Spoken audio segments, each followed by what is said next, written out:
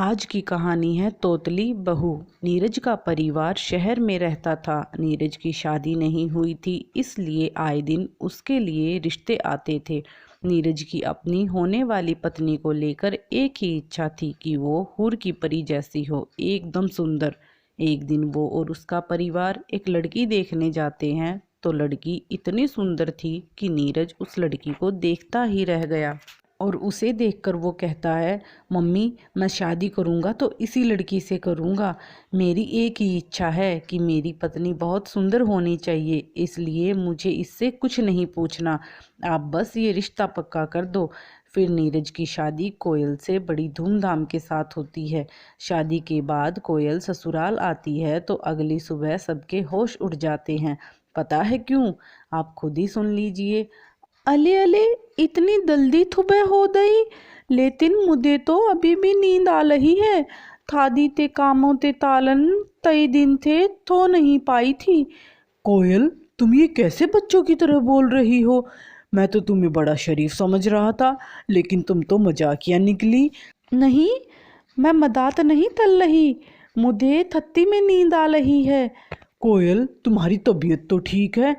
अले मुझे क्या हुआ है, मैं तो बिल्कुल ठीक हूँ।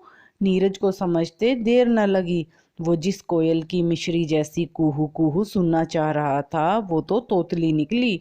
नीरज अपना सिर पकड़ लेता है और जोर से बोलता है, हे भगवान। ये सुनकर उसकी माँ भी वहाँ आ जाती है। अरे नीरज बेटा, क्या हुआ? परेशान सा लग रहा है। नीरज से पहले कोयल बोल पड़ती है, अले तातू माँ, तुथ नहीं हुआ? ये तो बिना बात परेशान हो रहे हैं। वो इन तो पता नहीं था ना कि मैं तोतली हूँ, इसीलिए इनते मुंह ते निकल गया। हे भगवान। उई माँ, ये तो तोतली है।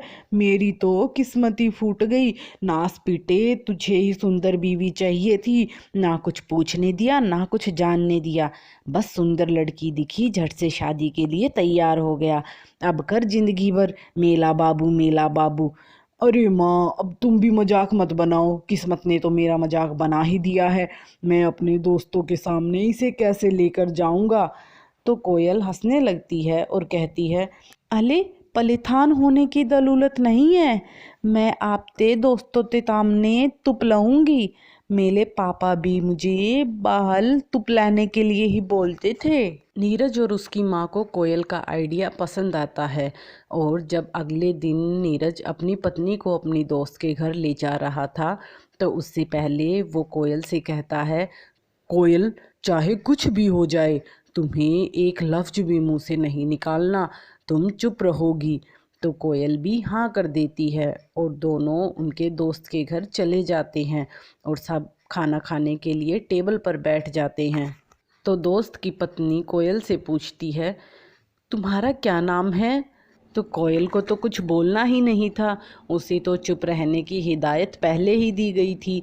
इसीलिए नीरज बताता है, भाभी, इसका नाम कोयल है। अब कोयल से कोई भी सवाल करता तो उसका जवाब नीरज दे रहा था।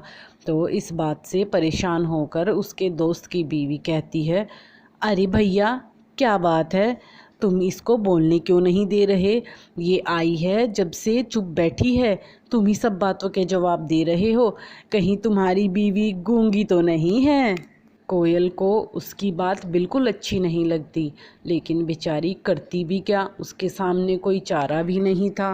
तो नीरज कहता है, अरे नहीं भाभी, इसका नाम कोयल है, कोयल। कोयल भी कभी गूंगी हो सकती है क्या?